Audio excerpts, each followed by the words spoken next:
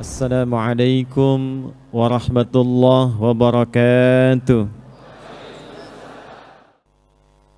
Perjalanan yang berliku, tidak mudah mengatasi kepadatan di jalan untuk sampai ke sini secepat yang bisa diusahakan.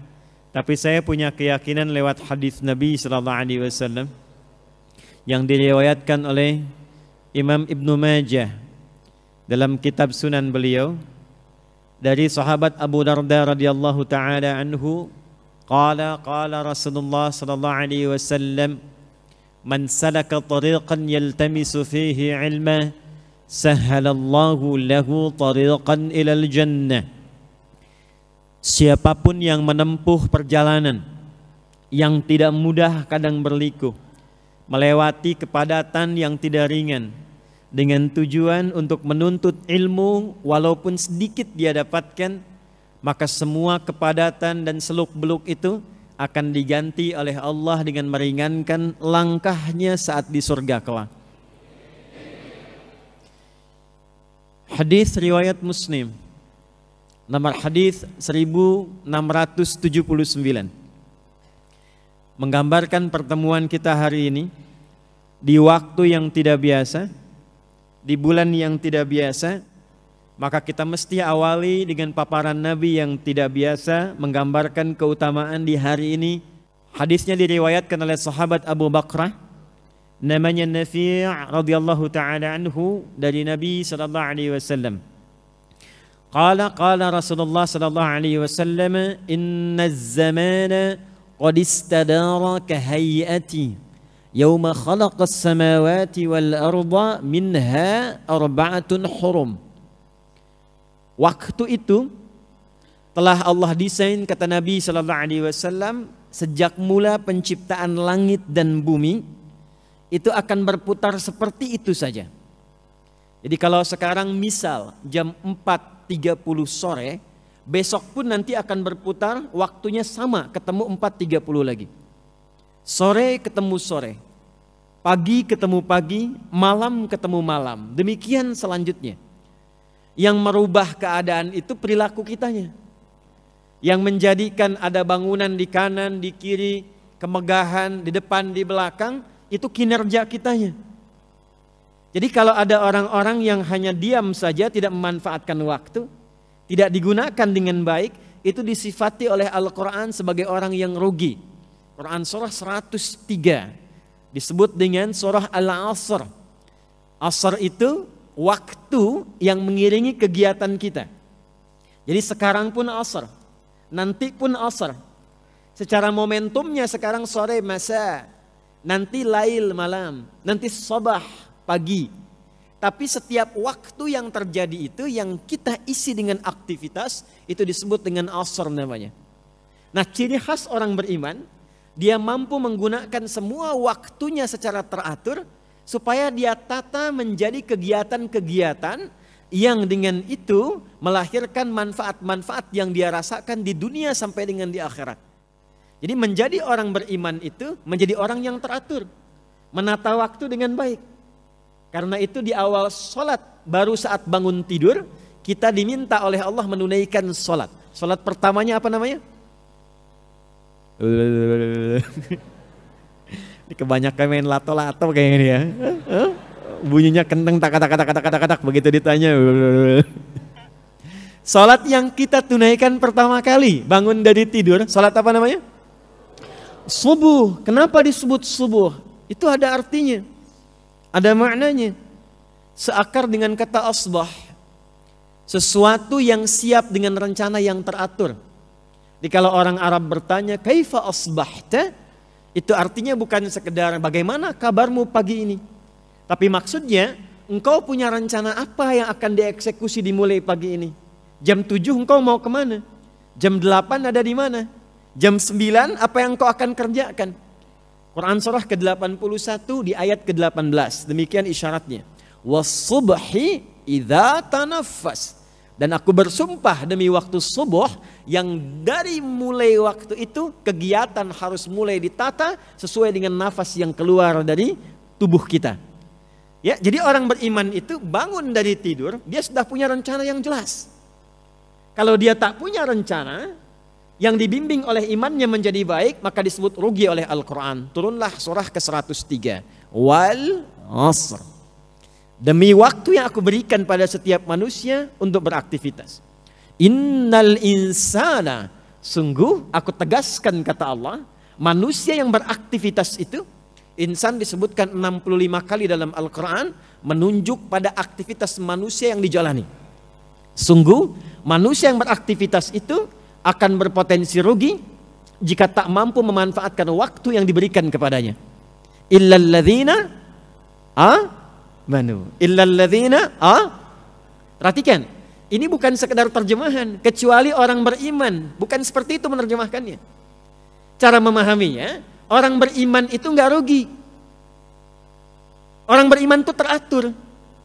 Jadi kalau orang belum beriman, tidak punya kegiatan yang terukur, wajar, belum beriman. Tapi kalau sudah beriman, kata Allah, imannya membimbing dia untuk teratur. Kegiatannya teratur, dari ujung kepala sampai ujung kaki teratur, tatapannya teratur, nggak boleh sembarangan menatap. Beriman. Qul lil mu'minina yaghuddu min absarihim. Muhammad sallallahu alaihi wasallam viralkan, kata Allah. Nah, terjemah kekinian viralkan, ya. Kan kalau sudah viral, like, share, and subscribe, ya. Kata Allah, viralkan pada setiap pria-pria yang sudah punya iman. Pandangannya mesti teratur. Ketika yang dipandang itu tak baik, palingkan. Ghaddul basar, palingkan. Berbicaranya teratur. Ya ayyuhalladzina amanu. Hei semua orang yang telah beriman, la yaskhar qaumin qaum. Jaga lisanmu. Bicara yang baik saja, atur. Kata Nabi, man kana yu'minu billahi wal yaumil akhir falyakul khaira aw liyasmut. Katakan yang baik saja. Diatur kata-katanya, jangan menyinggung orang. Jangan menggunjing orang. Jangan gibahkan orang. Saya tidak, Ustaz. Bagus, enggak seperti ibu itu tuh.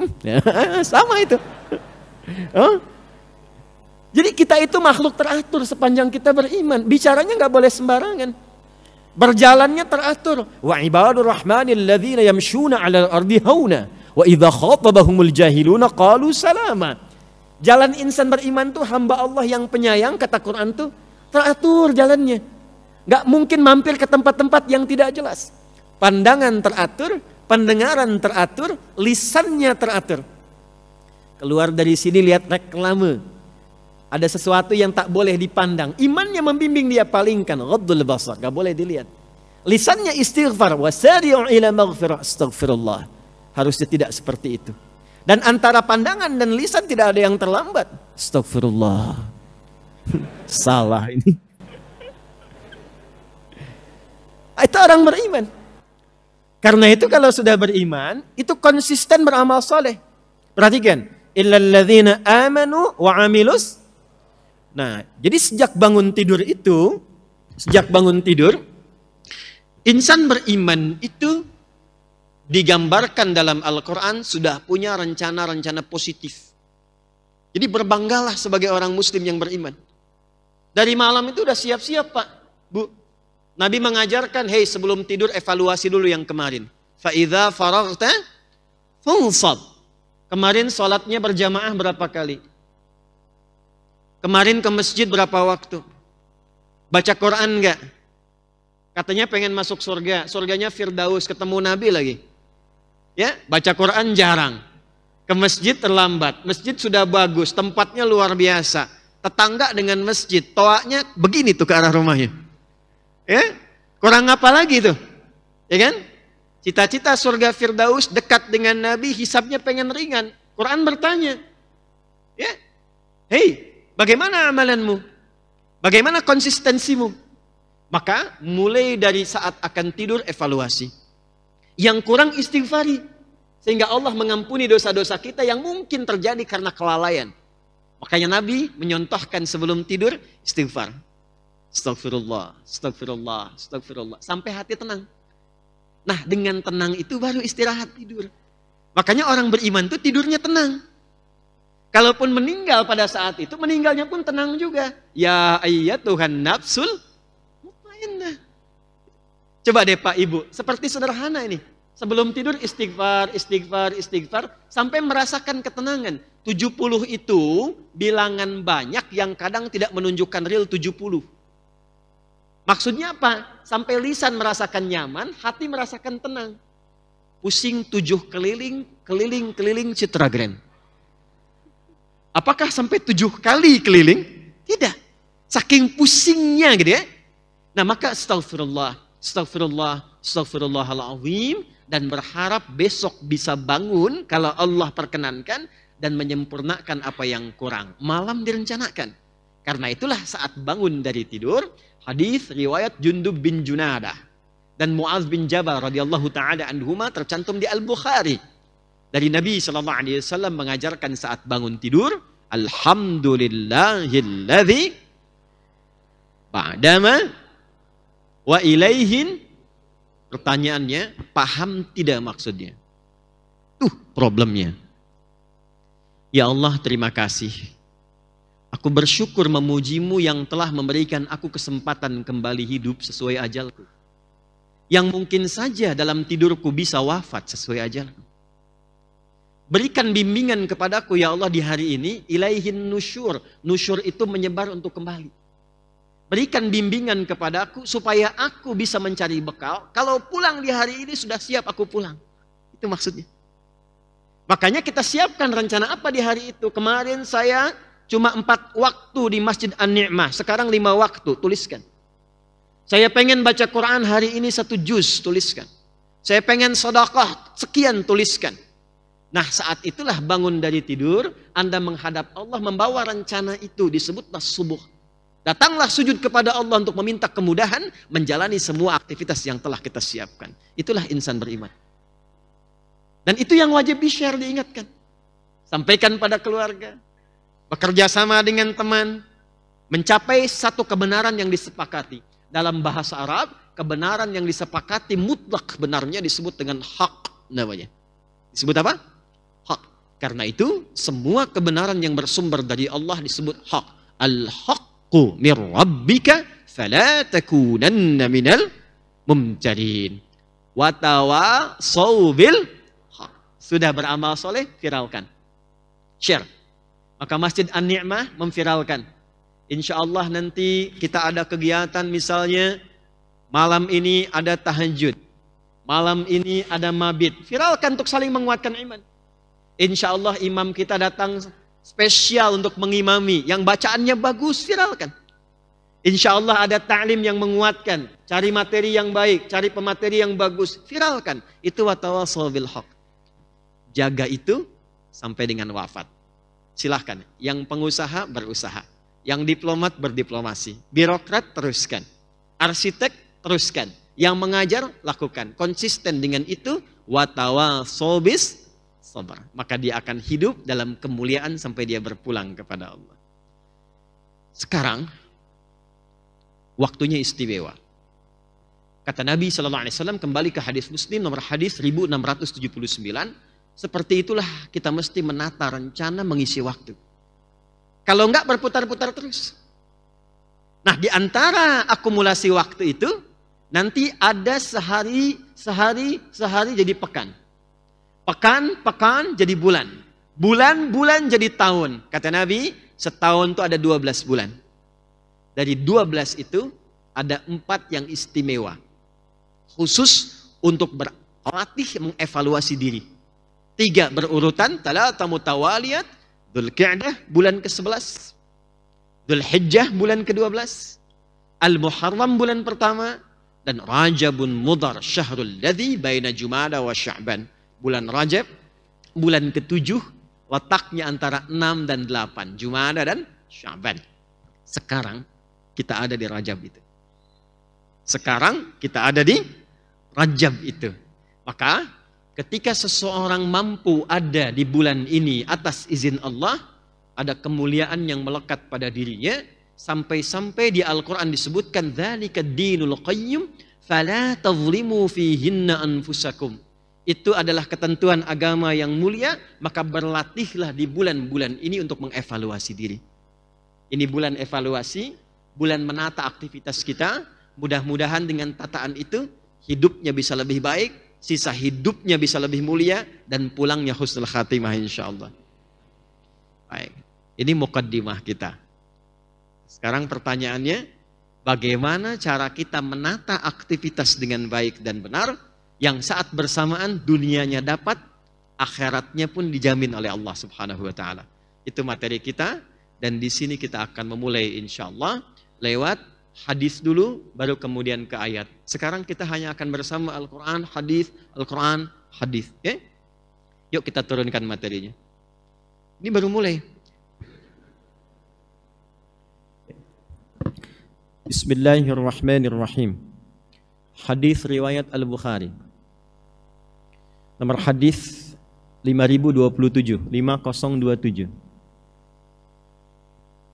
Saya agak lambatkan ya karena sudah masuk inti materinya. Diriwayatkan pula oleh Imam Muslim, At-Tirmidzi, Imam Ahmad bin Hanbal, pun demikian Imam An-Nasa'i rahimahullah. Saya akan bacakan jalurnya dulu. Saya baca dari kitab apa? Kitabnya tersambung sampai ke Nabi. Jadi supaya bacaan kita di Islam tuh indahnya tidak ada satu pun referensi yang berdiri sendiri. Semua itu sudah divalidasi sampai ketemu sumber asalnya. Itu di Islam, namanya sanad. Terdapat dalam Sunan An-Nasa'i, Imam An-Nasa'i menerima hadis ini dari Ubaidillah bin Sa'id. Ubaidillah bin Sa'id menerima hadis ini dari Syu'bah. Syu'bah menerima hadis ini dari Yahya.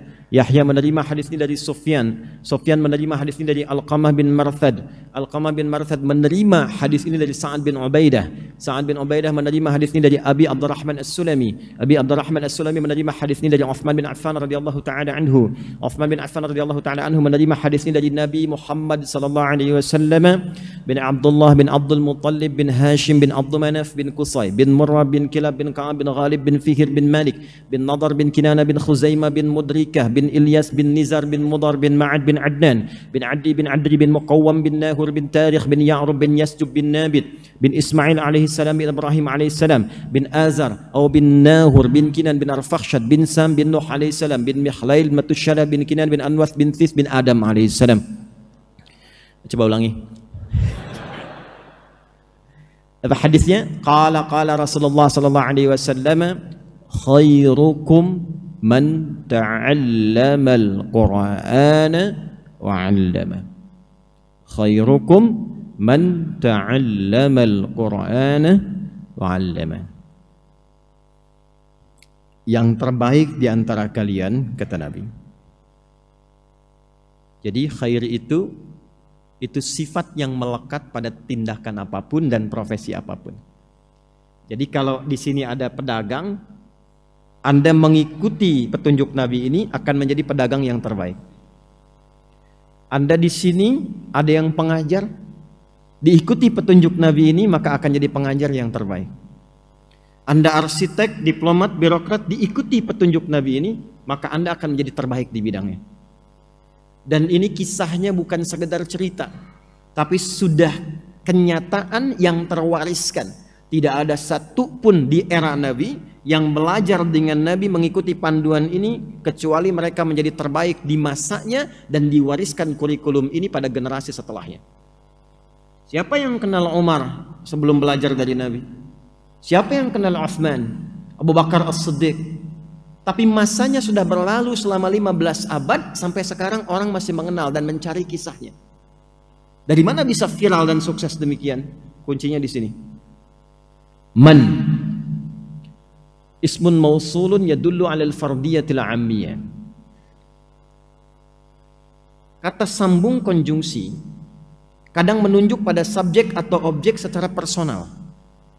Jadi kalau di Quran ditemukan man atau di hadis disebutkan man, artinya tawarannya bersifat personal kepada setiap orangnya, nggak dibedakan sama sekali. Karena itu saya sedang mengartikan siapapun. Ya, kan yang sekarang suka ada yang mengartikan barang siapa. Nah, saya agak menghindari penerjemahan barang siapa karena sampai detik ini saya belum menemukan memang itu barang punya siapa gitu. Jadi saya lebih memilih siapapun, besar, kecil, tua, muda, yang ingin jadi yang terbaik. Maka syaratnya kata Nabi 2. Berapa syaratnya? Satu, ta'allamal Qur'an. Ta'allamal Qur'an. Mau belajar isi Al-Quran dengan sungguh-sungguh serius. Mau belajar Al-Quran dengan serius. Satu, nanti kita akan lihat rahasianya. Dua, wa'allamah, dan mempraktekkan atau bahkan mengajarkan apa yang ia telah pelajari itu. Belajar kandungannya dengan sungguh-sungguh, serius. Lalu setelah dipahami, dipelajari, praktikkan. Bahkan ajarkan kepada orang lain apa yang telah dipahami itu. Ada apa di balik rahasia ini? Kenapa mesti Al-Quran? Itu yang coba kita akan turunkan di pertemuan sore ini tentang rahasia besar Al-Quran yang mengantarkan pada kesuksesan berkehidupan. Baik. Dan ini sudah nggak perlu diriset karena sudah dibuktikan dalam kehidupan kita. Kita mulai dengan Quran surah kedua Al-Baqarah di ayat ke-38.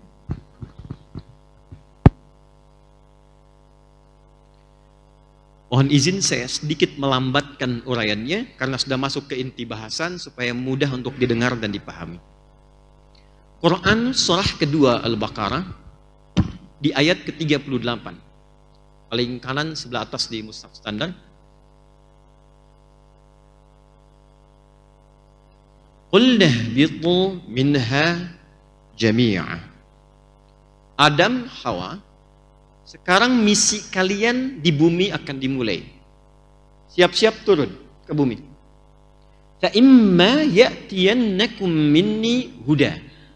Maka bersamaan dengan dimulainya misi kalian di bumi menjadi khalifah di bumi, turun, aku akan berikan pedoman berkehidupan. Tugasnya apa? Ini pedomannya. Ini kurikulum hidupnya.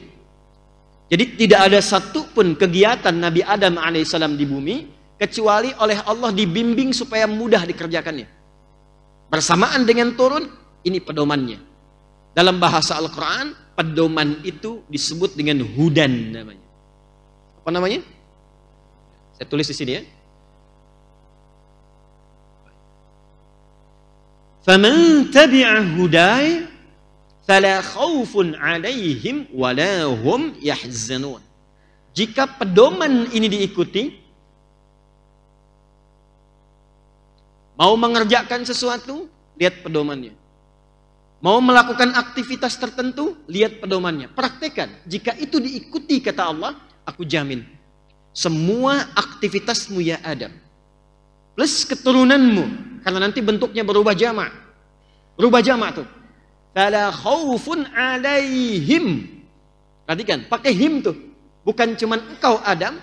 Pedoman ini kalau diikuti anak cucumu, aku jamin semua aktivitas mereka akan lekat dengan dua hal saja. Fala khaufun 'alaihim wala hum yahzanun. Semua kegiatannya akan menenangkan, tenang. La khauf, tidak gelisah, artinya tenang. Wala hum yahzanun, dan tidak bersedih, menyenangkan, senang. Masya Allah. Di kantor senang, di rumah senang, dengan bertetangga senang, di sini, di sana, di mana-mana, dan tenang. Jadi sebetulnya desain kehidupan aktivitas di bumi ini menyenangkan. Apapun yang dikerjakan itu menenangkan dan menyenangkan. Seharusnya bekerja itu tidak banyak gelisah, tenang. Kalau tidak menenangkan, berarti ada pedoman yang tidak dilihat. Seharusnya di rumah tangga itu menenangkan. Kalau tidak pernah tuntas dan nggak pernah hadir ketenangan, maaf Pak, mungkin bukan yang banyak hartanya yang kurang. Mungkin bukan kurang tinggi kedudukan. Mungkin yang terjadi kurang dibaca pedomannya. Sehingga tidak siap menyelesaikan persoalannya. Sejak Nabi Adam diturunkan, sudah ada hudannya. Nabi Adam selesai meninggal, muncul keturunan baru dari beliau, berkomunitas, komunitas. Quran surah ke-49 ayat ke-13. Tafsir dari Quran surah ke-4 ayat pertama. Kita mulai dengan Quran surah 4 ayat 1, saya agak cepat. Ya ayyuhan nasu taqu rabbakumul lati khalaqakum min nafsi wahidah. Hai semua manusia, bertakwalah kepada Rabbmu yang telah mencipta engkau dari bapak yang satu, Adam. Alladzi khalaqakum min nafsi wahidah, Adam. Wa khalaqa minha zawjaha.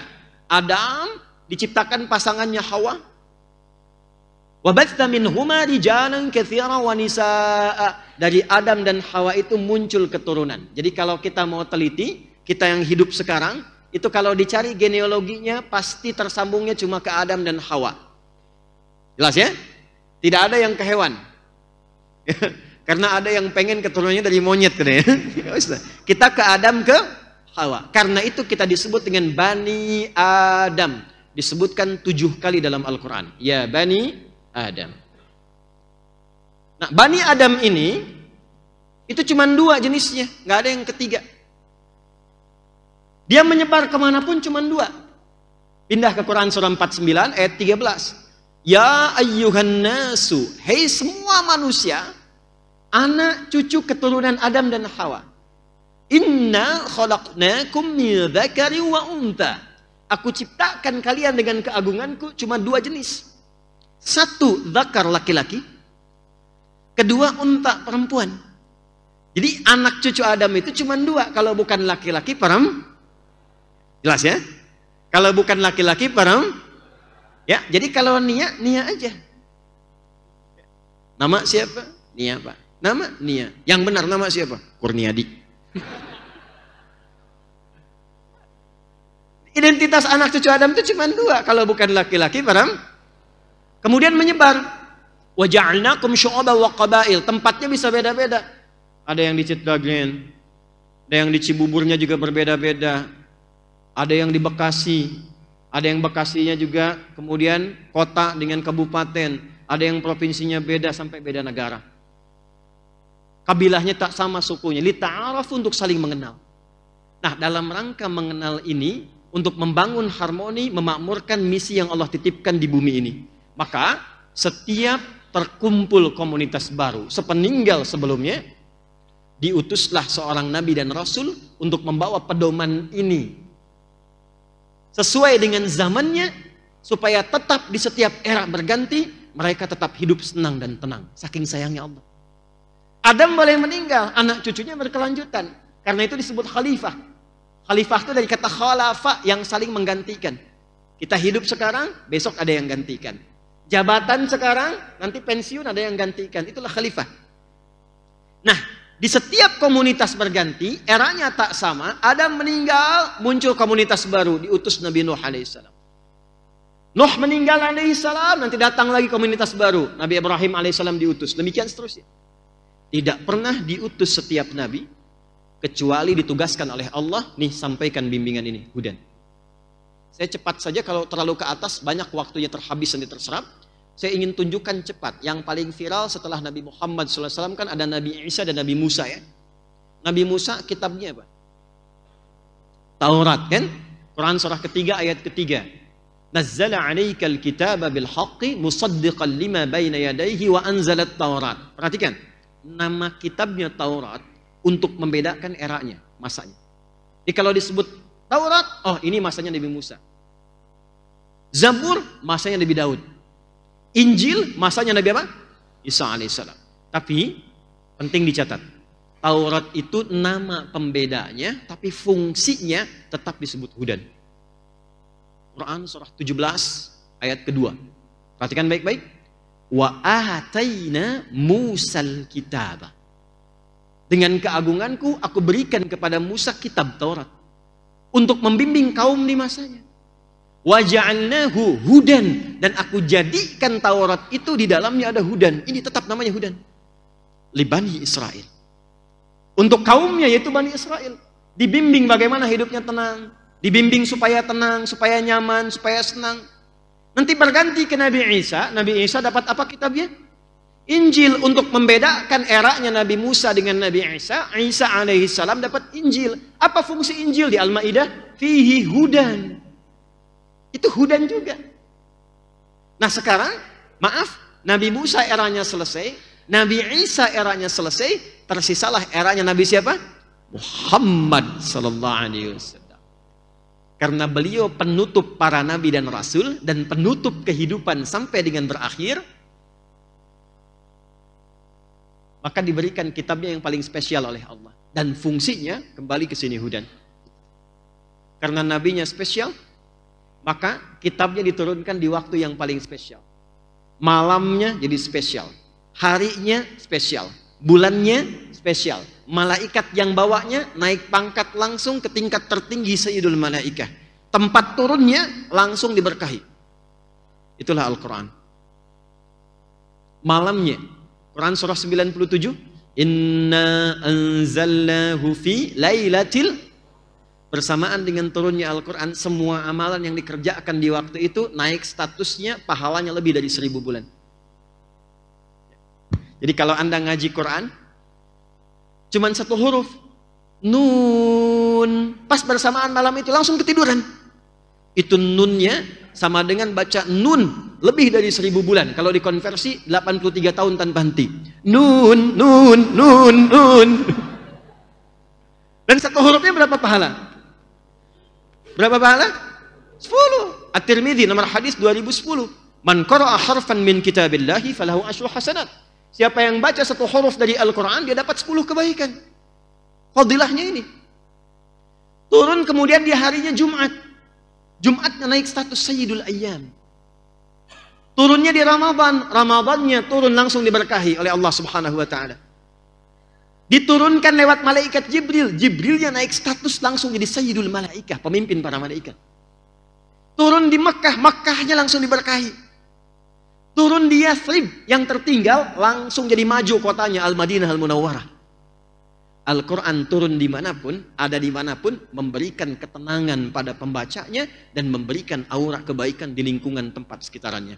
Demi Allah saya katakan, Pak, Bu, yang DKM An-Nikmah nih ya, coba bikin program hafalan Quran di sini. Jangan jauh-jauh Pak, pesertanya anak komplek aja dulu, yang muslim. Di sini. Silahkan Anda perhatikan, demi Allah saya katakan, ketika ada 1-2 orang hafid ada di tempat ini saja, maka keberkahan akan dilimpahkan di lingkungan tempat ini. Nggak cukup dengan amin, coba dulu. Tes dulu. Quran itu unik, baru baca aja udah tenang. Nggak percaya silahkan Pak, ini udah mukjizat. Antum, ibu misalnya sedang punya masalah nih. Daripada bikin status yang nggak jelas, yang nggak mendatangkan solusi dan diupload di media sosial, Citagren mendung ya. Ada solusinya.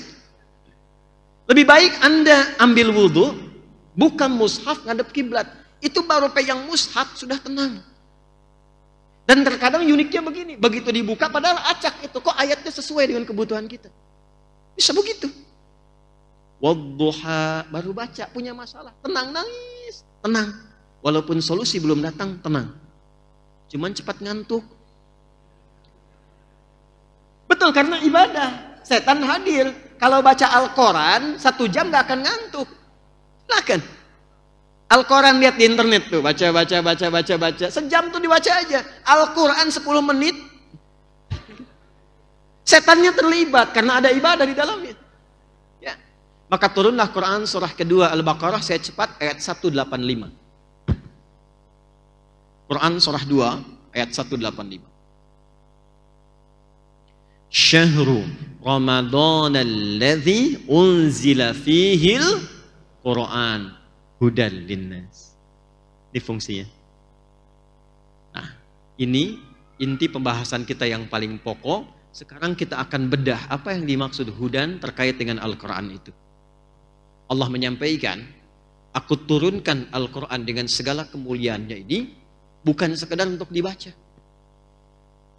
Dibaca bagus Pak, Bu, ada pahala. Tapi ingat, membaca sesuatu itu adalah pintu untuk mengetahui isinya. Anda kan kalau baca koran ingin tahu isinya kan?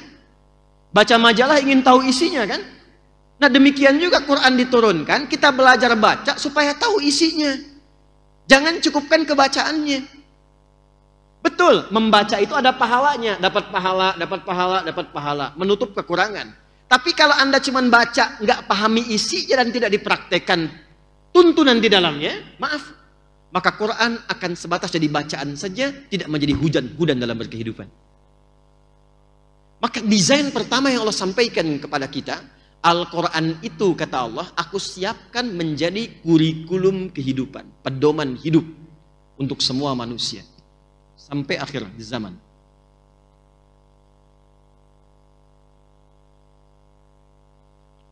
Ini ada TV Pak, kanan kiri, bagus.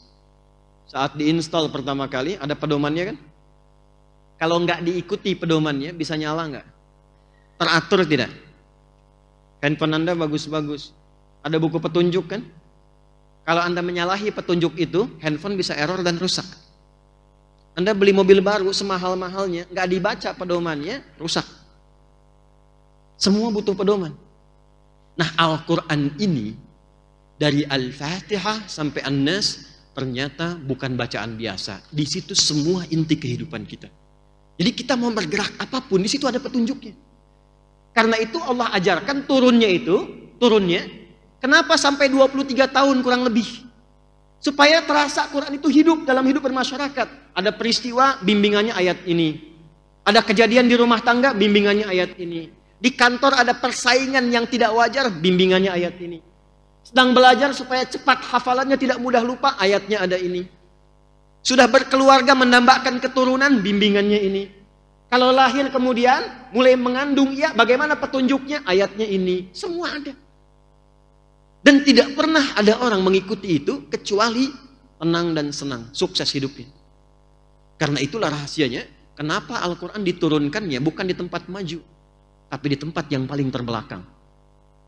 Mekah itu kan nggak ada peradaban, tempatnya tandus, nggak tumbuh tanaman, cuman tempat pertemuan orang untuk berhaji atau dagang. Yang maju itu kalau bukan Romawi di kanan, atau Persia di kiri. Ini yang punya peradaban nih, punya segalanya. Tapi Allah nggak turunkan Quran di sini, supaya orang tidak mengatakan di kemudian hari pantas maju turunnya di Romawi, pantas hebat turunnya di Persia. Tapi Allah memilih titik paling rendah yang ada di muka bumi, tengah-tengah kehidupan di bumi, di tengah-tengahnya. Quran surah 14 ayat 37, biwadin ghairi dzi zar'in 'inda baitikal muharram. Di tempat tandus yang bahkan tanaman enggak tumbuh pada masa itu. Peradaban tidak ada. Maaf, kriminalitas paling lengkap. Jadi kalau Anda ingin mencari di masa itu seorang pencuri, itu sekampung bisa pencuri semua. Pemabuk sudah nggak aneh Pak. Paling amatir, sering saya sampaikan, pada masa itu yang mabuk paling amatir 5 kali sehari. Jadi kalau baru 2 kali belum amatiran, kelas bawah lagi. Pezina tiap hari, zinanya pun banyak variannya. Itu semua lengkap. Dan untuk menyelesaikan itu semua, Allah tidak menitipkan tongkatnya Nabi Musa, bukan mukjizatnya Nabi Isa alaihissalam, tapi diturunkan Al-Quran dan merubah keadaan mereka dari jahiliyah jadi khaira ummah. Turun Quran surah 3 ayat 110. Kuntum khaira ummatin ukhrijat. Nah, sekarang perhatikan desainnya. Al-Fatihah, saya agak cepat, sampai An-Nas. Berapa surat? 114 surat. Untuk memudahkan dibagi juz. Berapa juz? 30 juz. Fokus 6.236 ayat. Perhatikan baik-baik. Kalau kita urutkan dari Al-Fatihah sampai An-Nas, secara tematik ditemukanlah bimbingan kehidupan kita. Dari mulai belum dilahirkan sampai kembali kepada Allah, lengkap ada di sini. Saya akan bacakan cepat. Anda tidak perlu menulis. Karena ini direkam, nanti Anda bisa lihat dari rekamannya lagi. Contoh, saya agak cepat. Dalam kandungan, bagaimana prosesnya supaya terjaga dengan baik? Turun Quran surah ke-22, Al-Hajj ayat yang ke-5. Didetilkan di Quran surah ke-23 misalnya ayat 11 sampai dengan 13-nya. Doa apa yang bisa dibacakan oleh perempuan yang sedang mengandung supaya kandungan nanti terlahir dalam keadaan baik, anaknya saleh? Muncul Quran surah ke-7 Al-A'raf ayat 189. Ketika sudah terlahir, apa yang pertama diberikan oleh ibu yang baru melahirkannya dan apa yang dilakukan oleh ayah yang baru jadi ayah pada saat itu? Turun Quran surah kedua ayat 233. Diberikan ASI optimal sampai 2 tahun. Kalau sudah diberikan ASI usia 2 tahun sampai menjelang baligh, apa tuntunan yang menjadikan anak itu supaya dekat dengan Allah, taat pada orang tuanya, bisa baik dengan lingkungan? Turun Quran surah 31 ayat 13 sampai dengan 19. Dia mulai belajar bagaimana tipikal belajar yang ideal supaya ilmunya juga meningkat, pintar, imannya tetap terjaga kuat. Turun Quran surah ke-58 ayat yang ke-11. Dia telah mulai menyebar, makin tinggi tingkat belajarnya. Bagaimana cara belajarnya supaya cepat paham, mengerti dan bisa berbakti untuk negerinya. Turun Quran surah 9 ayat 122. Muncul kedewasaannya, kenal dengan pasangan jenisnya, mulai tertarik. Apa yang dilakukan? Turun Quran surah keempat ayat keempat, langsung lamar, berikan bagiannya. Langsung nikah. Bagaimana cara menikahnya? Quran surah 30 ayat ke-21. Terjadi pernikahan, apa yang menjadi hak dan kewajiban suami istri supaya paham apa yang dilakukan? Turun Quran surah keempat ayat 34. Apa tugasnya suami? Dasarnya mencari nafkah. Turun Quran surah kedua ayat 168 yang standar. Kalau ingin cepat, turun Quran surah kedua ayat 172. Kadang belum berangkat, rizkinya sudah menunggu. Quran surah ke-7 ayat ke-96. Dalam pencarian nafkah itu kadang tidak sedikit singgungannya. Akan muncul ujian-ujian. Pelajari kaidah dasarnya, ujian Quran surah kedua ayat 214. Rinciannya Quran surah kedua ayat 155 sampai 157. Solusinya ditemukan di Quran surah ketiga ayat 142. Tantangannya kadang ada yang ingin menyingkirkan, gak mau Anda yang maju, harus yang lain yang unggul. Bagaimana cara amalan kita mendekat kepada Allah supaya dilindungi? Majunya baik, diselesaikan solusi dengan baik, dilindungi oleh Allah. Turun amalan Quran surah ke-17 di ayat 79 sampai dengan 81. Kemudian istri yang di rumah, apakah mudah begitu saja menunggu? Tidak. Dia merawat anak kadang-kadang nggak mudah. Kadang berkata, turun tuntunan Quran surah ke-17 ayat 23 sampai dengan 27. Dua-duanya kompak mendidik sampai merasakan kenikmatan. Usia berkembang. Usia 40 tahun maju. Kata Allah, jangan lupakan kedua orang tuamu. Berbakti dulu pada ayah ibumu.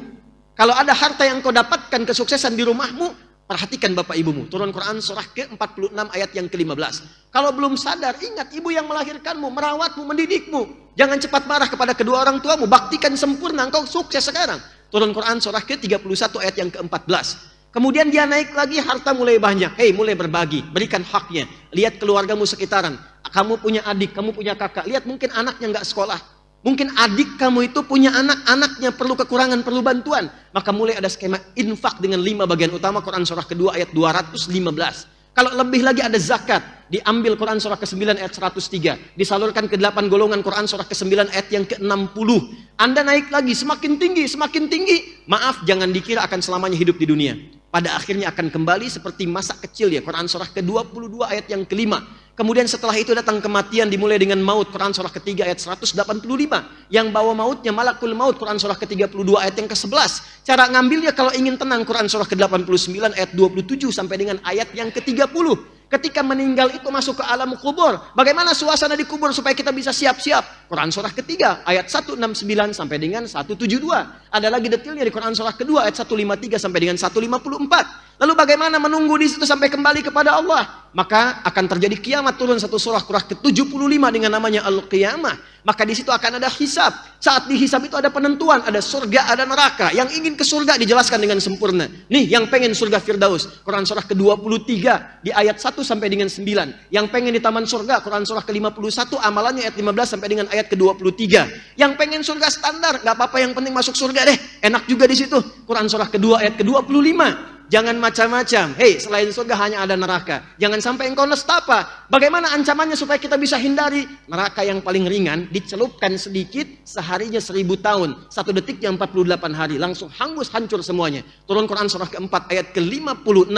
Kalau dia orang-orang yang terakumulasi keburukannya, ingkar kepada Allah, munafik sifatnya, maka ditempatkan yang paling dasar di neraka jahanam. Turun Quran surah keempat ayat 140. Tapi kalau masih hidup dia ingin berubah, diturunkan risalah taubat. Quran surah keempat ayat 143. Dicintai oleh Allah. Quran surah kedua ayat 222. Sampai dia pulang dalam keadaan husnul khatimah. Mana yang gak ada? Ada semua. Kita itu makhluk teratur. Tentang jin diajarkan, turun surat jin. Ya kan? Tentang malaikat disampaikan, hidupnya teratur, ada semua. Nah dulu cara orang berinteraksi dengan Al-Quran, kata Abu Abdurrahman As-Sulami, tadi disampaikan hadisnya. Mereka belajar Quran dengan Nabi itu dengan serius. Pendekatannya yakin sebagai kurikulum hidup, bukan sekedar bacaan. Kalau cuma bacaan nanti sifatnya begini, simpan di rak-rak itu. Dibaca nggak tuh? Dilihat, dilewatin. Yang penting baca.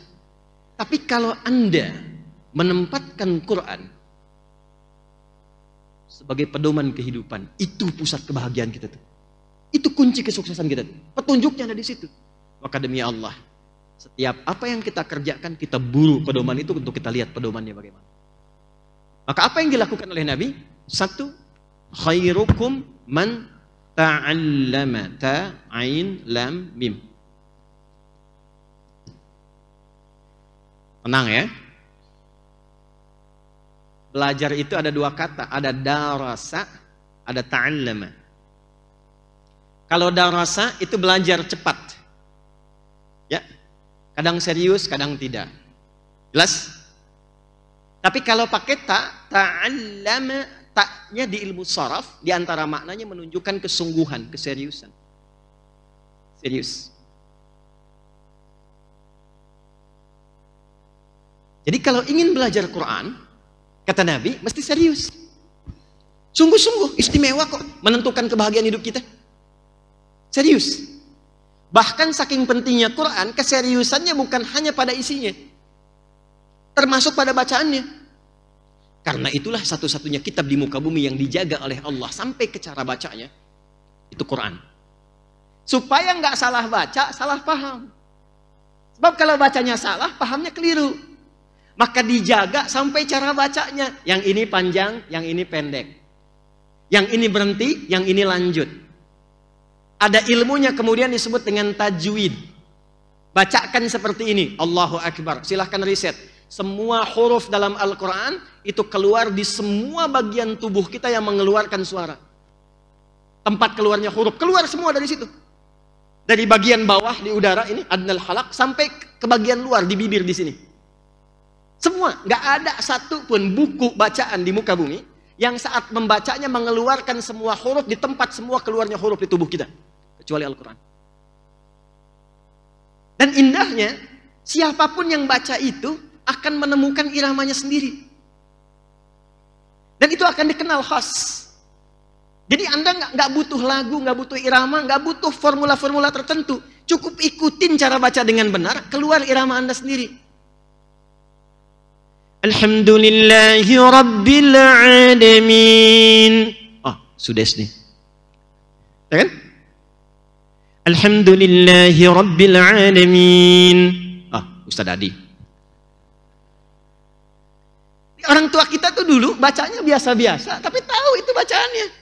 Rasanya enak, indah. Karena itu beda Quran dengan formulasi musik. Ya, nggak ketemu gelombangnya. Di zaman Nabi itu sudah ada musik, kumpulnya di syair. Udah ada langgam syair namanya. Ada 16 langgam. Ada namanya tawil. Tawilun lahudunal buhuri fadailu fa'ulun mafa'ilun fa'ulun mafa'ilu. Kifa nabki min dzikra habibin wa manzili bisaqtili wa bainad dakhuli fahawmali. Ada rajas, mustaf'ilun mustaf'ilun mustaf'ilun mustaf'ilun mustaf'ilun mustaf'ilun.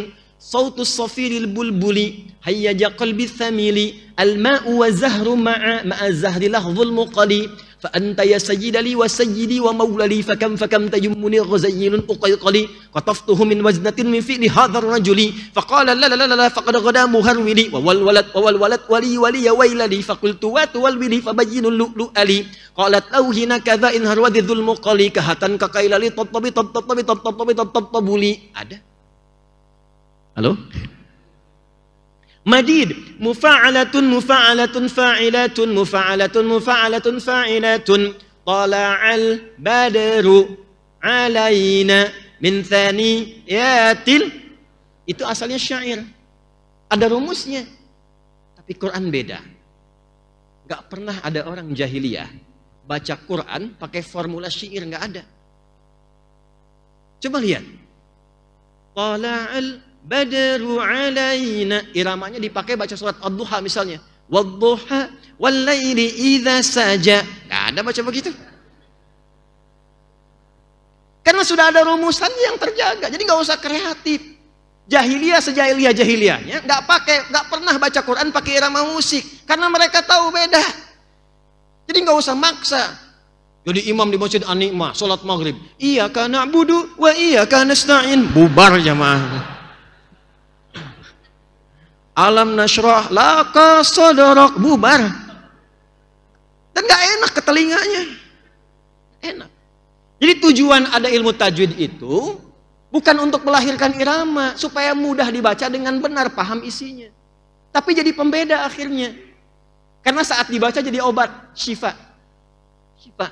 Makanya kenapa dijaharkan baca? Supaya menguatkan kepada jiwa. Nanti penyakit-penyakit hati hilang.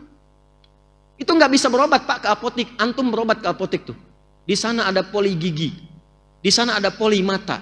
Poli telinga. Yang nggak ada cuma 2. Poli hati 1. Tanya, saya pusing dok. Apa yang dirasakan? Kepala saya penat kayak vertigo. Gejalanya apa? Itu kalau tetangga saya dia beli mobil baru, saya penat sekali. Nggak ditemukan obatnya. Ada. Ya, cuman 2 poli yang nggak ada. Poli hati, poligami. Tenang Bu, nggak akan saya bahas, tenang aja. Ya, itu Quran. Nah karena itu, kalau kita paham isinya, mulai dengan membacanya secara tertib, teratur, disiplin. Ta'zim terhadap Qurannya. Nanti pertama yang akan Allah berikan, bukan pahamnya dulu. Yang diberikan oleh Allah pertama kali pancaran aura kebaikannya sampai ke jiwa kita itu. Jadi bacanya bukan cuma di lisan. Bacaan Quran yang bagus itu sampai ke jiwa. Jadi begitu Anda baca, hatinya ikut bergetar. Itu yang dimaksud Quran surah ke-8 ayat yang kedua. Innamal mu'minuna alladzina idza dzukirallahu wajilat qulubuhum. Perhatikan, wa idza tuliyat 'alaihim ayatuhu zadatuhum imana wa 'ala rabbihim yatawakkal. Jadi baca Quran itu yang tertib, tenang. Lalu rasakan getarannya, kenikmatannya. Setelah itu baru kita keluarkan step yang kedua. Jadi ada 3 step nanti ya. Saya agak cepat, mohon izin. Belajarlah Quran dengan serius. Ada 3 tingkatan belajar Quran. 1, tahap bacaan, tahap pengenalan. Disebut dengan qiraah. Qiraah. Ini nggak butuh paham, karena baru mengenal. Ilmunya disebut dengan tajwid. Cara membaca Quran dengan baik dan benar. Ikuti dulu. Allahu Akbar. Baru kita membaca saja, itu sudah mendapatkan apresiasi langsung dari Nabi. Setiap hurufnya 10 kebaikan. Setiap huruf 10 pahala. Izin, yang disebut pahala itu bukan pendapatan dunia yang kita bisa raba sekarang, tidak. Itu value untuk bekal pulang ke akhirat. Ditampakkannya, sekarang ilmal yakin, informasinya meyakinkan. Nanti ada ainul yakin saat sakaratul maut ditampakkan. Hakul yakin saat pulang ke akhirat. Ya, jadi kelihatan nanti saat akan meninggal ditampakkan. Ya, kalau ingin cepat lihat ya silahkan ya, tapi kan sesuai ajal gitu ya. Nah, pelan-pelan. Ini tips dari saya. Yang Nabi sampaikan, setiap hurufnya itu 10 kebaikan. 10 pahala itu, 1 keduanya 500 tahun. 2 ketiganya 500 tahun. Tinggi nilainya. Dan rumusnya di hadis Muslim, pahala dan dosa itu saling nutup. Jadi kalau ada orang berbuat kesalahan, dia berbuat kebaikan, salahnya ditutup sama yang baiknya. Ketiga. Jelas? Kalau Anda rajin baca Quran, menjaga diri dari keburukan, dan menjaga diri dari perbuatan maksiat. Begitu ada salah yang tak sengaja, langsung tertutup. Nah, cara bacanya, kalau mendapatkan guru yang ketat, berbahagialah. Bersabar dulu di 20 ayat pertama. Selanjutnya kesananya, itu bisa lebih mudah. Coba lihat ya. Misal, ini dari bagian bawah nih. Supaya tercakup semua pembahasannya. Ini bagian bawah yang mengeluarkan suara, namanya adnal halaq di sini. Ada hamzah, alif dan ha. A, ha. Keluar sampai di bibir. Itu ada mim wa uba. Diwakili oleh Al-Qur'an alif, lam, mim. Nanti ke sini ada ha misalnya. Di dalam ada kha. Nanti ke sini nih, di lidah ada lam misalnya. Sampai keluar ke bibir. Itu semua huruf 28 sampai 29 huruf keluar dari tempat ini semua. Tapi di antara itu ada yang paling sulit, ada yang menengah, ada yang biasa. Contoh. Zal, za. Dengan dal. Sulit mana? Satu atau dua? Zal atau dal? Bukan. Sulit yang kedua, dal. Karena dal itu butuh energi dari dalam dikeluarkan, infijar. Bahasa tajwidnya qalqalah. Dal. Qaf, ta, ba, jim, dal. Hurufnya 5. Tapi kalau zal cuma di sini.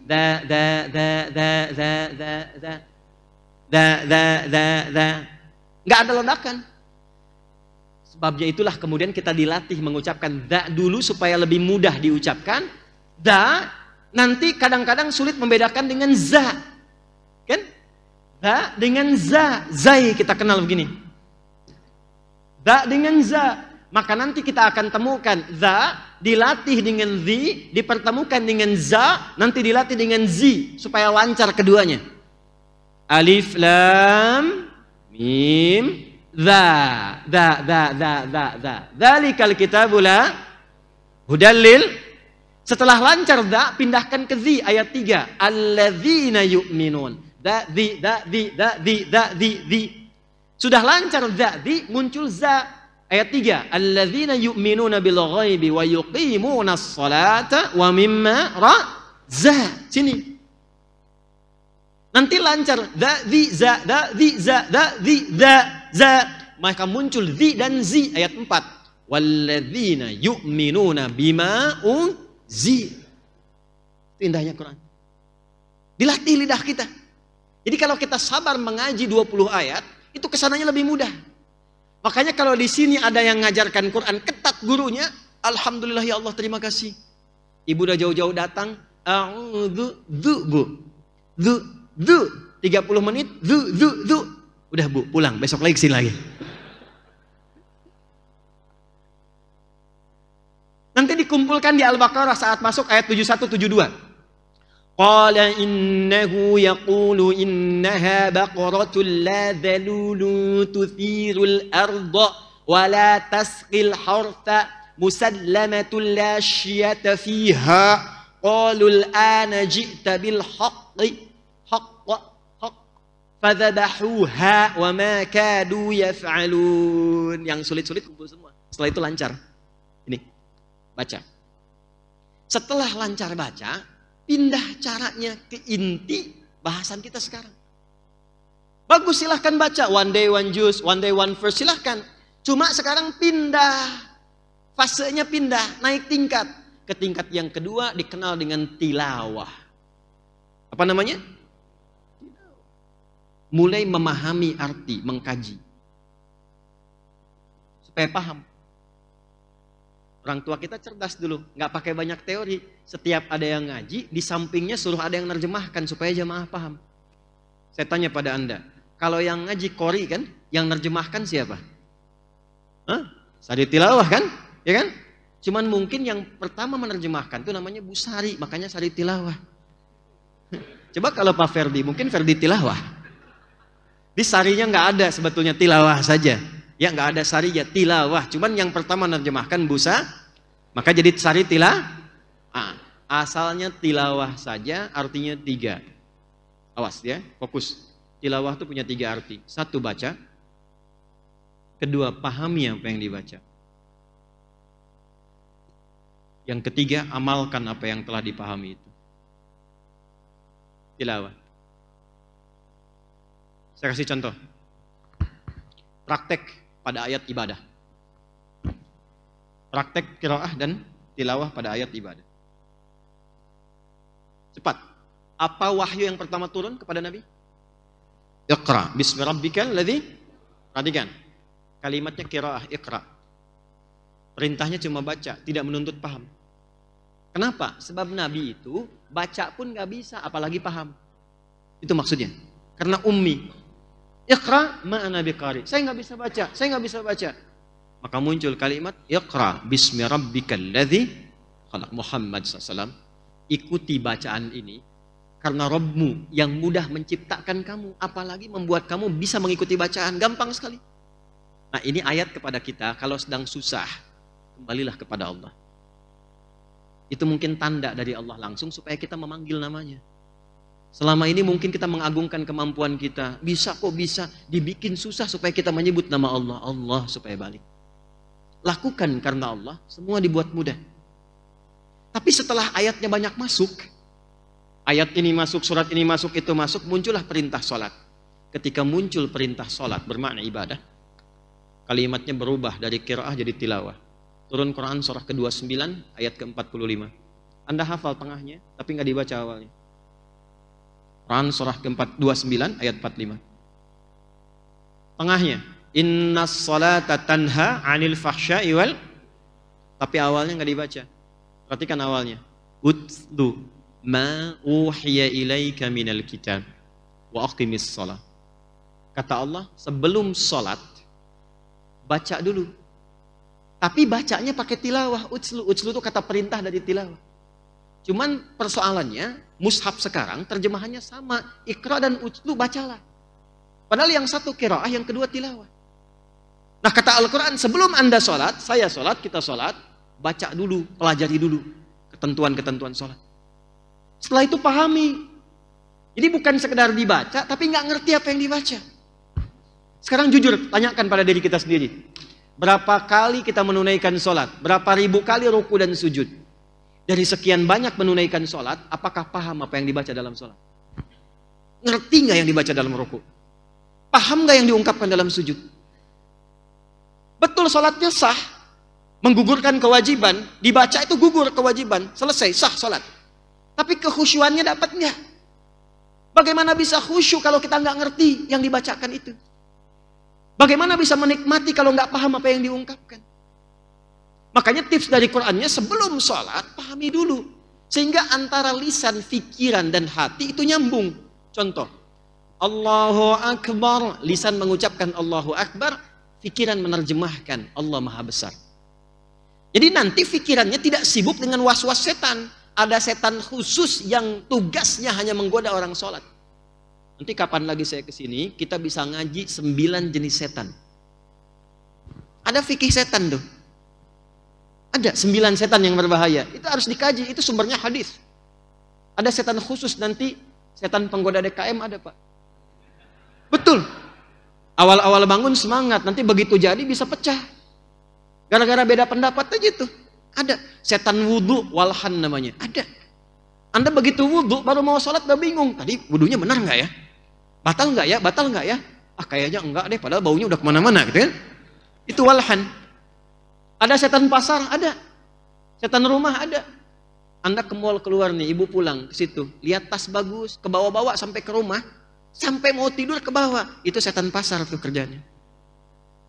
Ayah tadi ada tas bagus deh, Masya Allah ya.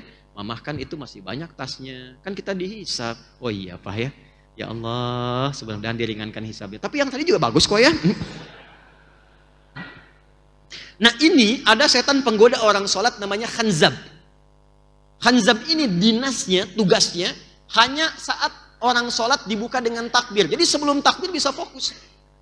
Nanti cek saat maghrib tuh. Kalau Anda belum takbir, Anda bisa fokus begini. Tapi begitu Anda takbir, di Abu Daud Nabi sampaikan, idza kabbara atau kama qala Rasulullah sallallahu alaihi wasallam, jika dia sudah mulai bertakbir, sudah takbir nih. Fa yaqulu syaitanu, maka setan memulai tugasnya. Uzkur kadza, ingat ini ya, ingat itu ya. Maka Anda akan mengingat apapun yang bahkan tidak ingin Anda ingat. Kalau nggak percaya nanti pas sholat maghrib, Anda takbir, ini pengingat saya pun akan diulang lagi oleh setan tuh. Ingat ya, kata Ustadz Adi, itu setan itu. Saat takbiran itu. Iya nanti nih, nah, lihat nanti pas sholat maghrib. Gitu deh. Hatta la yash'urul musalli kam raka'atan yusalli, sampai ada orang sholat nih, kalau Nabi katakan pasti benar. Sampai ada orang sholat tidak sadar berapa rakaat sedang menunaikan sholatnya. Iya, ini pelakunya. Nah, bagaimana caranya? Pahami dulu. Sehingga ketika lisan mengucapkan Allahu Akbar, pikiran langsung menerjemahkan Allah Maha Besar. Hati meresapi, ya Allah, aku mengikrarkan Engkau yang Maha Besar. Namun bahkan sebelum sholat aku merasa besar dibandingkan orang lain. Sombong dengan tetangga, angkuh terhadap pasangan, merasa yang lebih pintar dibandingkan yang lain, yang lebih banyak hartanya, lebih hebat kedudukannya. Aku bertobat ya Allah. Maka bacalah kemudian setelah itu, Allahumma ba'id baini wa baina khataya ya kama ba'adta bainal masyriqi wal maghrib. Nah, Khotoya itu jamak dari khotiah. Kalau ada ya kecil di ujungnya pengakuan. Khotoya, ya Allah, aku sadar aku banyak salahnya. Tapi aku pun mengerti tahu engkau banyak rahmatnya. Aku datang membawa kesalahan saat ini ya Allah. Mohon ampuni aku, jauhkan antara aku dengan kesalahanku. Jangan pertemukan di akhirat. Karena sekecil apapun pasti akan ditampakkan. Faman ya'mal mithqala dzarratin syarran. Jauhkan seperti engkau jauhkan timur dan barat yang nggak pernah ketemu keduanya. Itu maksudnya. Atau Anda ingin baca wajjahtu wajhiya lilladzi fataras samawati wal hanifan musliman wa ma ana minal. Perhatikan, innas salati wa nusuki wa mahyaya wa mamati lillahi rabbil la syarika lahu wa bidzalika umirtu wa ana minal muslimin wa ana awwalul muslimin. Ya Allah, aku taubat. Aku pasrahkan diriku sepenuhnya sekarang kepadamu, penguasa langit dan bumi dan semesta alam seluruhnya. Kalau aku sholat selama ini, aku ibadah ya Allah, aku hidup karena ketetapanmu. Walaupun kau wafatkan aku sekarang, wa mamati, itu kalimatnya, kalimat kesadaran. Sekalipun kau wafatkan aku dalam sholat saat ini, aku ikhlas ya Allah. Namun ampuni dosa-dosaku. Itu maksudnya. Makanya kalau sujud tenang, tiba-tiba ya ayat Tuhan nafsul mutmainnah. Tapi jika engkau berikan aku kesempatan untuk beraktivitas lagi setelah sholat ini, maka mohon ya Allah, perhatikan, jadikan semua aktivitasku sebagai tanda kepatuhanku untukmu wa ana minal muslimin. Itulah tilawah. Itulah tilawah. Jadi begitu Anda mengerjakan semua bacaan dalam sholat, terasa ke jiwa. Kan semua bacaan sholat itu akumulasi hidup kita. Pengen punya ampunan, dapat ampunan. Pengen rizki dilimpahkan, pengen disehatkan, pengen diberikan perlindungan, pengen dirahmati. Duduk di antara dua sujud. Sambil duduk bacanya enak. Rabbighfirli warhamni wajbur warfa'ni warzuqni, minta rizki. Tuh. Kalau kita paham, Rabbighfirli, Allah ampuni aku. Mungkin karena banyak salahku, sekarang kesehatanku engkau uji. Atau karena cintamu kepadaku engkau uji. Ya Allah, mungkin harta ini belum aku dapatkan rezeki dengan lancar karena ada maksiat dariku. Rabbighfirli. Warhamni, sayangi aku. Wajburni, lindungi ya Allah. Ada banyak orang kadang-kadang ingin menyakitiku. Warzuqni, berikan aku rizki. Paham. Itu dibaca Masya Allah, subuh aja udah 2 kali. Ya. Habis sholat minta lagi karena nggak paham. Ya Allah, anugerahkan aku rizki. Kata malaikat, yang tadi apa dalam sholat? Yang tadi warzuqni. Ini. Nah, ini baru latihan dalam ibadah. Saya tutup dalam muamalah. Muamalah itu praktek harian. Maka caranya keluarkan secara tematik. Contoh. Teman-teman di sini ada pengusaha ya, pedagang ya. Kenapa Anda nggak mengeluarkan ayat bisnis saja di Quran? Pebisnis keluarkan tuntunan bisnis dalam Quran. Keluarkan ayatnya. Ayat-ayat bisnis. Kaji ini sesuai profesi Anda. Yang pokok pelajari, sholat misalnya, puasa, zakat. Tapi profesi Anda, apa yang di situ Anda kerjakan profesinya? Keluarkan ayatnya. Di sini ada diplomat, keluarkan ayat-ayat diplomasi. Di sini ada pengajar, keluarkan ayat-ayat ilmu. Nah, topik ini berhasil dirinci oleh para imam-imam besar sampai mereka membuat rincian contohnya dan petunjuknya dari Nabi langsung. Ada ayat ini teknis mengamalkannya bagaimana? Ada ayat ini detailnya seperti apa prakteknya? Maka di antara imam yang mengumpulkan semua itu dan menuliskan di kitab, di bukunya sampai jadi panduan yang kita baca sampai dengan saat ini mudah diakses, namanya Al-Imam Al-Bukhari. Imam Al-Bukhari itu nama aslinya Muhammad. Punya bapak namanya Ismail, punya kakek namanya Ibrahim, kakek buyutnya Al-Mughirah, yang buyutnya Al-Bardizbah, tinggal di Kecamatan Ju'fah, Kabupaten Bukhara, Provinsi Khorasan, negara Uzbekistan sekarang. Karena bukan dari Arab, maka ada tradisi mengenalkan wilayah, menunjukkan Islam sudah sampai ke tempat saya. Maka rumusnya tambah al di depannya, ujungnya ganti dengan i. Saya dari Bukhara, saya Al-Bukhari. Imam Nawawi dari Banten, Anan Nawawi Al-Bantani. Syekh Yasin dari Padang, Ana Yasin Al-Padangi. Syekh Ahmad Khatib dari Minangkabau, Ana Ahmad Khatib Al-Minangkabawi. Ya. Pak Ferdi misalnya dari Citragen, mau umrah, mengenalkan ke Mekah. Ana Ferdi Al-Citrageni, Al-Jaka Sampurnai Al-Bekasi. Nah, Imam Al-Bukhari menulis kitab. Masih ingat nama kitabnya? Sahih Al-Bukhari. Nah itu tuh kependekannya. Kitab lengkapnya judulnya begini. Al-Jami' As-Sahih Al-Musnad Al-Mukhtasar min umuri Rasulillahi sallallahu alaihi wasallam wa sunanihi wa ayyamihi. Itu nama lengkapnya. Kitab ini saya susun dengan tema yang beragam. Al-Jami namanya. Ada 4 jenis kitab hadis. Jami, Sunan, Mu'jam, Musnad. Jami itu kitab yang isinya komprehensif secara tematik. Aku susun, kata beliau, dengan topik-topik terkait petunjuk Nabi, terkait kesehariannya, bagaimana keseharian Nabi 24 jam. Dan bimbingan yang Nabi berikan kepada masyarakat masa itu. Beliau bagi menjadi 97 topik. Jadi di hadis Al-Bukhari itu ada 97 tema, Pak, Bu. Nanti caranya beliau susun. Ayatnya dulu, baru hadisnya. Ayatnya dulu, baru hadisnya. Contoh, dari 97 ini pernah Bapak Ibu merasakan keimanan yang naik turun? Iman kuat, semangat sampai tahajud dibela-belain ya. Puasa sunnah dikejar-kejar. Saat sedang turun, maaf yang fardu pun kadang tertinggal. Pernah merasakan suasana begitu? Bagaimana caranya menaikkan iman dan dijaga supaya nggak turun? Maka di topik yang kedua ada namanya Kitabul Iman, isinya 50 hadis, 57 hadis. Bagaimana supaya menjaga iman? Ada ayatnya, ini hadisnya. Bagaimana menjaga iman lewat harta? Ini ayatnya, ini hadisnya.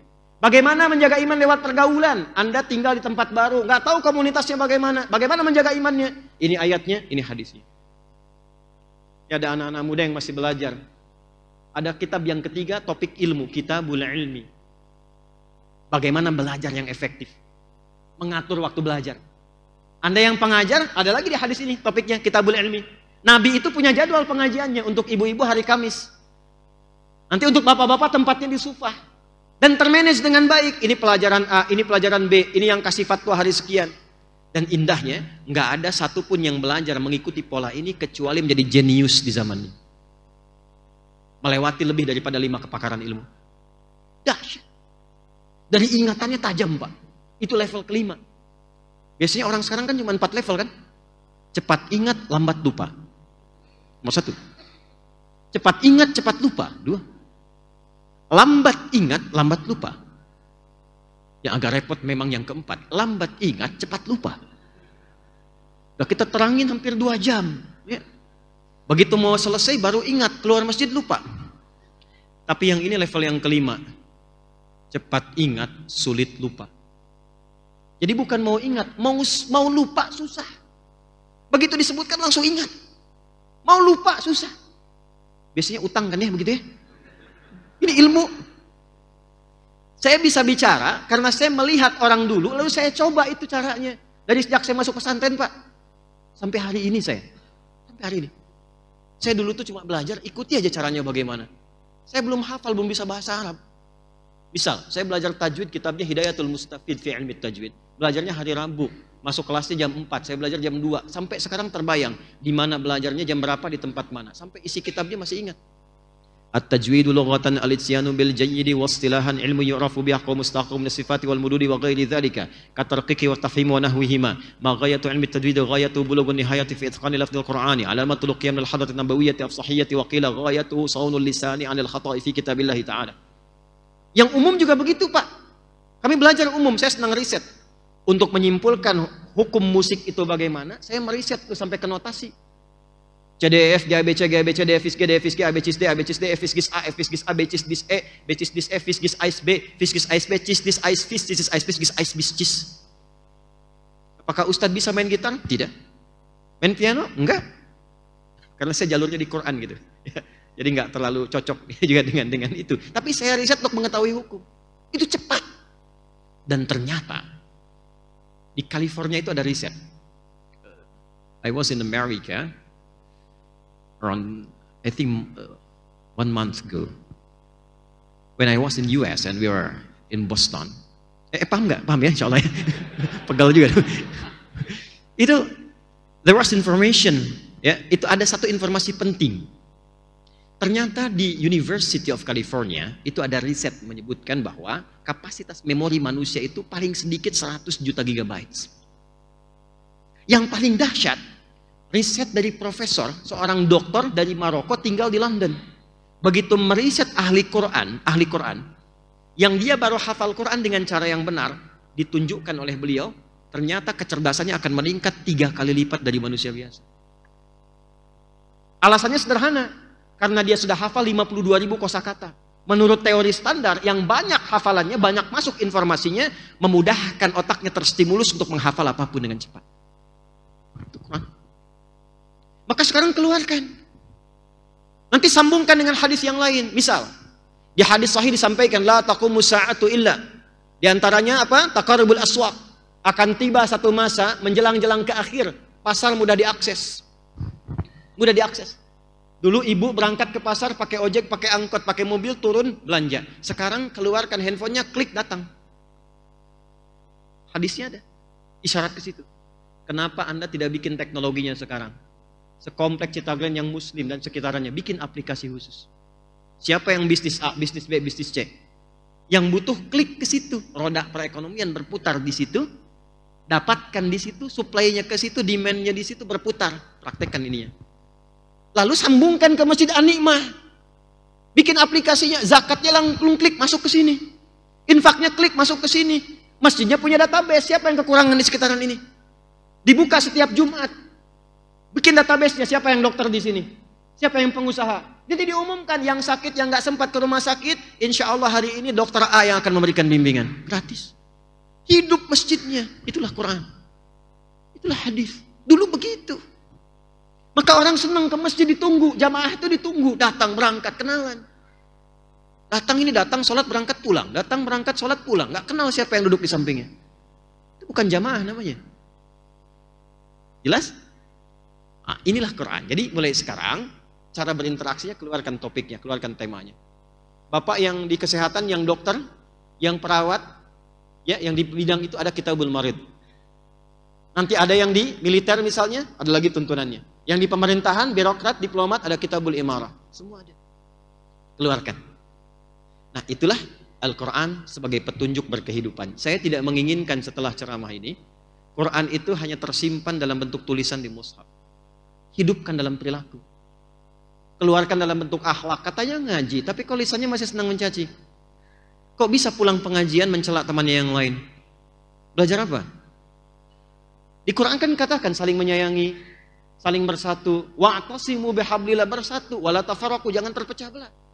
Mana prakteknya? Bicara yang baik-baik, mana prakteknya? Jauhi pencurian, jauhi korupsi, mana prakteknya?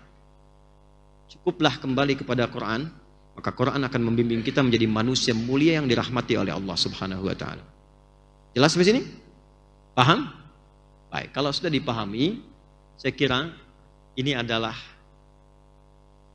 pengantar awal kajian saya berada di masjid ini. Dan mudah-mudahan juga bukan menjadi kunjungan yang terakhir ke sini untuk kita bersilaturahim. Jadi mudah-mudahan awalnya dibuka dengan Al-Quran, dan insya Allah menjadikan kita jamaah di dunia dan jamaah di akhirat bersama Rasulullah SAW. Saya tutup hadisnya, khairukum, jika ingin jadi orang baik, man ta'allamal Qur'ana wa 'allamah. Pelajari Quran dengan sungguh-sungguh, ajarkan, hidupkan, praktekkan dalam kehidupan kita. Ya, insya Allah di sini rutin jamaah ada berapa, Pak? Ada yang belajar Quran, mengkaji? Full ya? Lihat sini. Step terakhir menghafal. Sebelum saya tutup, saya minta 5 menit sedikit. Bacaan sudah, qiraah, tilawah sudah, terakhir menghafal. Hafalan. Antum pebisnis, mau rapat, mana petunjuk Qurannya? Bawa mushaf kelamaan. Hafalin ayatnya. Ibu bawa ayat ke rumah tangga, hafalkan. Dijamin oleh Allah, Quran itu satu-satunya kitab suci yang mudah dihafalkan. Insya Allah kita sudah praktekkan. Bahkan ada orang yang hafal Quran itu cuma 25 hari. 30 juz. 24 hari. Ada yang rekor saat karantina di tempat kami di At-Taisir 14 hari. Dan lintas usia. Ada yang 50 tahun, ada yang 82 tahun, ada yang 70 tahun, ada yang 25 tahun, ada yang 22 tahun. Ternyata mudah untuk dihafalkan. Maka step yang ketiga adalah al-hifdhu, menghafal Quran. Kalau sudah sampai ke level ini, Allah akan berikan hadiah yang istimewa. di dunianya dijaga oleh Allah, anaknya hafal, ayah ibunya diberikan keberkahannya. Pak, antum kumpulkan harta ya. Dari berangkat gelap, pulang gelap, capek, lelah. Demi Allah Pak, satu anak aja di rumah, jadikan penghafal Quran. Anda saat pulang capek kerja itu, begitu melihat anak Anda yang kecil sedang mengulang hafalan Quran, hilang penatnya Pak. Yang lebih indah saat Anda meeting di kantor, anak Anda telepon dari pesantren. Ayah, terbata-bata dia mengatakan, aku sudah hatam hafalannya 30 juz. Demi Allah saya katakan, Anda dapat proyek sebesar apapun akan gugur, semua itu dikalahkan oleh kalimat anak itu yang mengatakan, Nanda telah selesai hafalan Qurannya. Itu berkah Pak. Anda punya ahli Quran di rumah, penghafal Quran.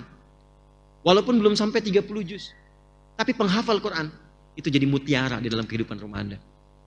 Tempatkan, hidupkan itu, dan insya Allah saya akan bantu nanti ke sini, kita siapkan untuk sementara 100 paket untuk memudahkan hafalan Quran. Nanti siapkan Pak ya, kita bisa kirim. Satu paketnya itu ada 3 buku. Nanti ada 300 buku ke sini, ada 100 paket, itu kita berikan sebagai hadiah, silahkan. Nanti dikembangkan di sini. Ya, supaya ada penghafal Quran di sini. Dan saya berikan kabar gembira, kita itu makhluk hebat. Saya tunjukkan, kita masih punya waktu nggak?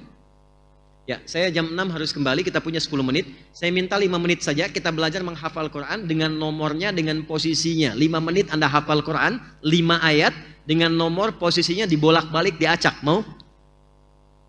Saya simulasikan, saya contohkan. Semuanya akan bisa insya Allah. Ya, baik. Pilih, mau Al-Baqarah atau An-Naba? Al-Baqarah aja ya. Ya, An-Naba kan biasa ya. Al-Baqarah, ya. Saya contohkan nih. Bismillah. Baru pertama datang, angin datang sendiri, nerangkan sendiri, nulis sendiri, ngaku sendiri. Masya Allah. Masya Allah. Alhamdulillah. Masjidnya nikmat betul, yang ngapus sendiri, nerangin sendiri. Masya Allah. Alhamdulillah. Jazakallah khair. Kita punya waktu sampai jam 6. Perhatikan baik-baik. Kita akan keluarkan 5 ayat saja. Dan saya tunjukkan kepada Anda betapa mudahnya Quran dihafal. Nanti kalau hari Quran, kita bisa kumpul sama-sama di Istiqlal. Ya. Ya nggak apa-apa. Jazakallah khair ya. Masya Allah. Alhamdulillah. Saya bikin gini dulu ya. Oke. Ibu kelihatan Bu ini? Kelihatan, hebat. Belum saya tulis sudah kelihatan. Ya. Cuma di masjid ini yang belum ditulis sudah kelihatan. Luar biasa. Jamaah milenial ya. Lihat sini. Kita ambil 5 ayat dulu Al-Baqarah. Baik, lihat baik-baik. Posisinya kiri. Mana? Saya tulis di atasnya kiri. Gini ya, kalau saya mengajar menyebutkan posisi, itu bukan ingin menunjukkan saya hafal letak ini, bukan. Untuk menggambarkan interaksi dengan Quran kita itu utuh. Di saat ngimamin itu terbayang mushafnya di depan kita. Saat mau mencari cepat aksesnya itu maksudnya, ya. Dan tidak harus seperti itu, ya. Lihat sini. Posisinya di mana? Kiri. Jadi kalau saya sebutkan begini, 1, ini di atas berarti ya. Kiri atas. Mana? Baik. Ini 2 di sini. Kalau saya sebutkan 3 berarti kiri tengah, apa? Tengah. Ini ya, tengah kan? 4. 5 berarti kiri apa? 1, 2, 3, 4, 5. Pelan-pelan. Saya tuliskan supaya cepat saya sebutkan potongannya saja. Nanti kita pas 5 menit lagi kita coba. Lihat sini. 1 alif lam mim. Apa? Ya. 1 apa? Alif lam. Baik. Ayat berapa? 1. 1 alif. Baik. Posisinya kiri. Baik. 2 dzalika. Apa? 2 apa? 2 apa? 1. Baik. Baik. 3 alladzina. Baik. 3 apa? 3 apa? 4 walladzina. 4 apa? Nah, kata kuncinya yang paling gampang cari yang mirip-mirip, yang tengah ini supaya cepat gampang. Alladzina ni walladzina. Kalau alladzina pasti 3, kalau walladzina pasti 4, sisanya yang lain. 5 ulaika. 5 apa? Oke, ulaika. 5 apa? Baik, 1 apa? 2 3 4 5. Baik, ikuti saya dulu. 1 2 3 4 5. Baik, sekarang kita mulai ya. Pas tuh ya. Di 5 menit kita ambil 1 menit saja. Perhatikan. 1 alif lam mim. Apa? 2 apa? Dzalika. 3 4 5. Baik, sekarang kita mulai acak. Sebut, lihat tangan saya. 4 3 5 2 1. Oke, 2. Surat apa? Ayat berapa? Posisinya di mana? Ulaika. Ayat berapa? Posisinya di mana? Gak nyampe semenit tuh. Tes kita hapus. Tes. Gak apa. Biar antum gak ngeles waktu saya tanya tuh. Nih, lihat sini. Lihat sini. 3 5 2. Ini kosong, gak ada apa-apa tuh. Tapi karena sudah terbiasa dengan Quran, melihat nomor sudah terbiasa. Anak-anak kami belajar Quran dengan nomor murojaahnya. Ya, dengan nomor. 7. Khatamallahu ala qulubihim wa ala sam'ihim wa ala absarihim ghishawa lahum adzabun azim. PC kamu ukuran berapa? Innal ladzina kafaru sawa'un 'alaihim anzartahum. Pakai itu. Ustaz Adi, anak ada berapa? Ulaika ala hudam mir rabbihim wa ulaika humul muflihun. Istri alif lam mim. Apakah ada rencana poligami? Shadaqallahul azim. Ya. Nah, itu ya. Baik, saya kira semangat ya. Mulai sekarang hidupkan Quran, semarakan Quran, dan insya Allah jadi kenikmatan sampai kembali kepada Allah Subhanahu wa Ta'ala. Saya mohon izin karena ba'da maghrib saya ada kegiatan kembali. Kita akhiri pertemuan ini dengan berdoa. Mudah-mudahan doa kita dikabulkan oleh Allah Subhanahu wa Ta'ala. Allahumma taqabbal.